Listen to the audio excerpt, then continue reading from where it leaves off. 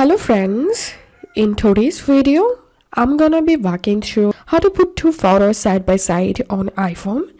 Open a browser and type here photo combine and open the first link imgonline.com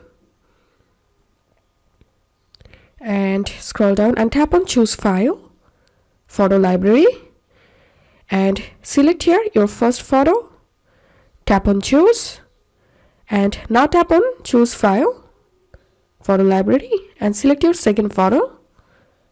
Choose and now tap on OK. Tap on download processed image. Download. Tap on open in and select save to files. Select a folder wherein to save the photo and tap on save. And go to your files, and as you can see, I've successfully added two photos side by side.